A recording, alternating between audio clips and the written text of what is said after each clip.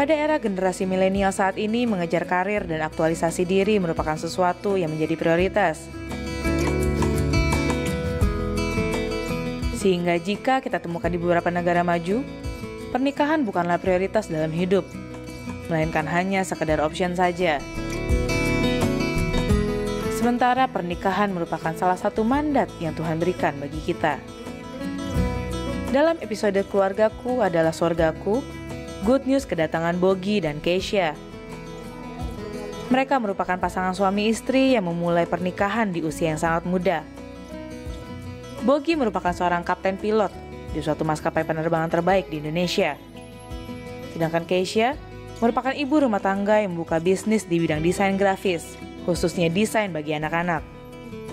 Dikaruniai 2 orang anak, Bogi dan Keisha memiliki kisah unik serta value yang pastinya akan memberi pelajaran bagaimana menjadikan keluarga sebagai surga kita.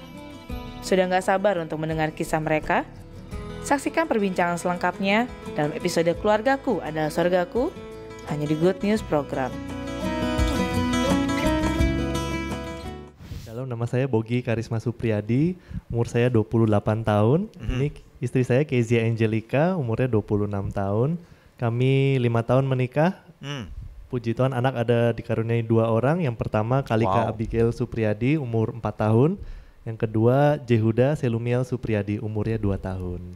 Wow. Menarik banget. Nah, kalau Keisha sendiri, Keisha bisa cerita tentang latar belakang kehidupan kamu? Dulu kuliah di Singapura, ngambil jurusan interior design. Lalu setelah lulus, saya langsung menikah dengan Bogi. Wow, so you guys menikahnya masih muda ya? Meritnya masih muda banget ya? Bogi waktu itu usia berapa tahun? Menikah saya 23 tahun. Wow, sama seperti saya dong. Oke, kalau saya Keisha? Waktu itu 21 tahun. Oke, wow, very young. Good. Dan punya anaknya udah 2 lagi ya? Very productive. Puji Tuhan. Awalnya saya juga nggak ada rencana nikah muda sebetulnya. Dulu berpikirnya, nikahnya umur 30-an aja, kalau udah benar-benar steady, udah mapan, udah benar-benar berpengalaman macam-macam lah. Terus ya tiba-tiba Tuhan kirim seorang bidadari dan langsung ya Tuhan langsung dia lu. langsung dapat aja bahwa jadinya langsung mau menikah jadinya. Gitu Singkat ya. cerita kira-kira begitu jadinya. Pacaran berapa lama? Pacaran 2 tahun dan 2 bulan. Wow. Kalau Keisha sendiri kenapa kamu pengen waktu itu ada cita-cita atau rencana pengen menikah usia muda atau gimana? Ya memang dari kecil saya pengen aja nikah muda. Wow. Oh, kamu cita-citanya nikah muda? Ya bukan cita-cita, ya keinginan. Why? Pengen, nggak tahu ya, pengen aja. Pokoknya saya dari kecil udah berdoa aja minta. Jangan lama-lama iya, Tuhan. Oke, that's good. Nah, kamu Bogi sendiri adalah seorang pilot. Ya betul Pak. Oke, dan papa kamu juga adalah seorang pilot? Papa pilot juga, betul. Oke, apa yang mendrive kamu sehingga kamu akhirnya bisa menjadi seorang pilot? Waktu kecil memang ingin jadi pilot. Biasa anak-anak kecil memang suka jadi pilot kayaknya. Anak cowok ya? Anak cowok, lihat pilot tuh kayak gimana gitu ya? Betul, ngeliat papa juga kan. Lalu beranjak SMP, SMA mulai wah pengen yang ngeband lah, main musik atau pengen yang lain-lain. Terus kemudian akhir-akhir SMA teman-teman udah mulai pada daftar kuliah. Saya mulai baru mikir, saya mau apa ya nanti ya. Terus papa cerita, gimana kamu masih mau nggak jadi pilot? Terus saya teringat, ya mau deh Pak, mau. Dan langsung keingat dulu waktu kecil, jadi langsung tertarik aja gitu. Jadi, emang kriteria menjadi seorang pilot itu apa sih, Bok?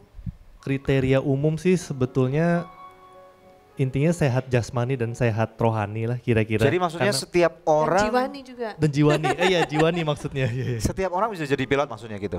Kalau mereka punya keinginan gitu maksudnya. Bisa, tapi tergantung yang sehat jasmani, sehat rohani. Ya, tergantung jasmaninya. Misalnya definisi sehat jasmani itu apa? Fit. Misalnya fit, nanti ada memang melalui beberapa tahap-tahap seleksi untuk tes medikalnya.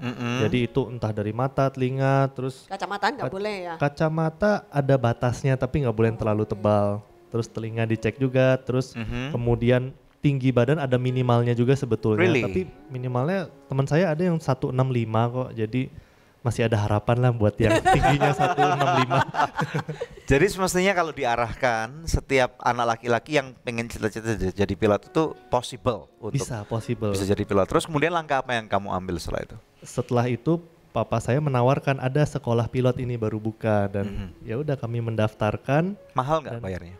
puji Tuhan waktu itu kami angkatan pertama jadi ada diskon 50%. Oh, di Indonesia atau di luar negeri? Di waktu itu? Indonesia.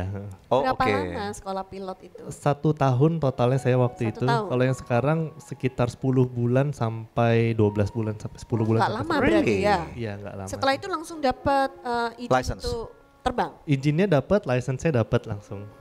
Menerbangin pesawat apa waktu itu? Waktu itu Cessna 172, dia yang Yang mesin tunggal. mesin tunggal berkapasitas 4 orang. Oke. Iya. Oke. Wow. Jadi sekarang Bogi sendiri udah berapa tahun jadi pilot? Jadi pilot saya 9 tahun, waktu itu sekolahnya 2009, lulusnya 2010. Jadi sejak 2010 itu mulai bekerjanya, jadi 9 tahun.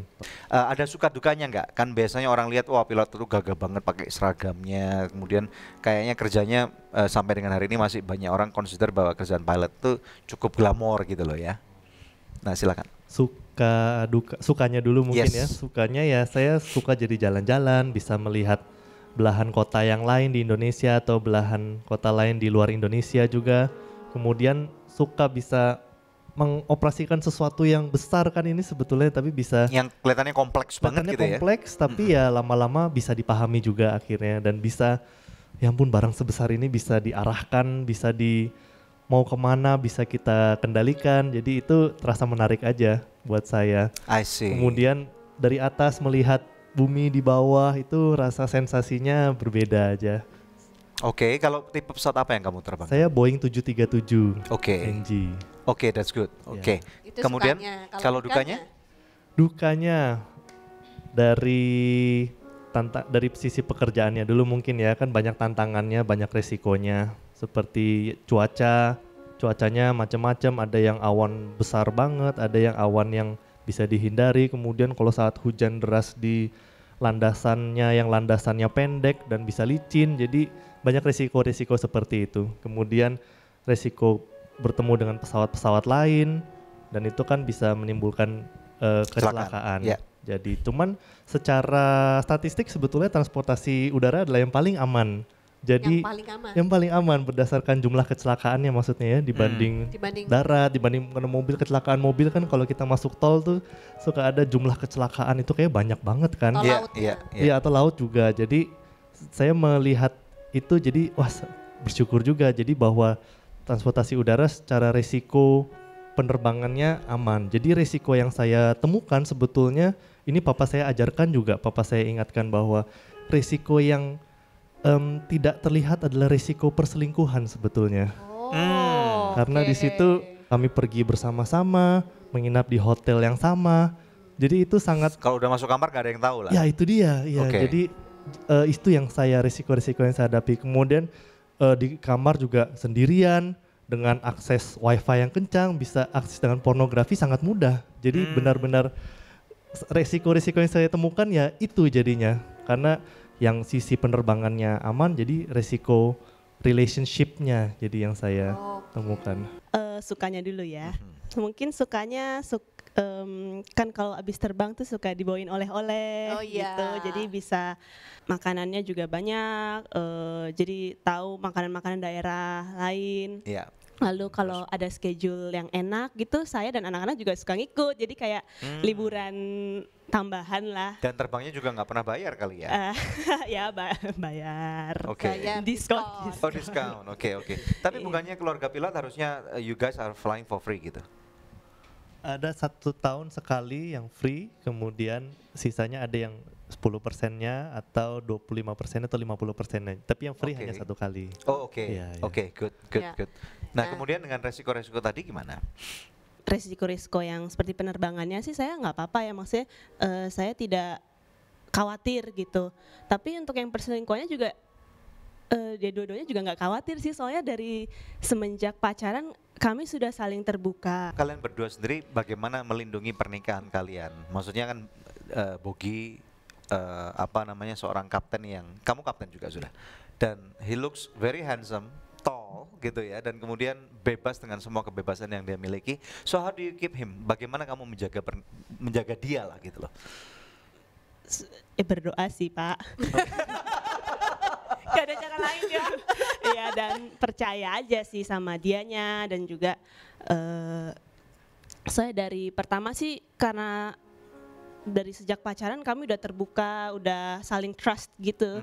Jadi ya mungkin itu klise ya untuk orang-orang pasangan lain di sana, cuma berbase on trust gitu. Yeah. Tapi ya untuk saya sih tidak ya, soalnya saya udah ya percaya aja gitu. I see. Wow, good.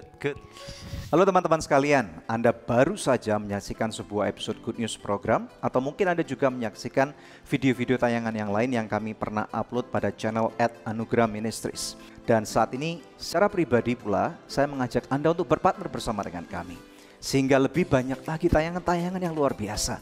Akan ada inovasi-inovasi baru, akan ada kesempatan bagi Anda juga untuk membantu kami untuk memperlebar kerajaan surga. Jangan lupa untuk subscribe pada channel YouTube kami, yaitu di @Anugerah Ministries. Anda bisa langsung pencet, dan kemudian jangan lupa untuk pencet ada loncengnya, sehingga apabila ada setiap video baru, tayangan baru yang diupload, Anda akan langsung mendapatkan notifikasi pada email Anda atau pada YouTube Anda.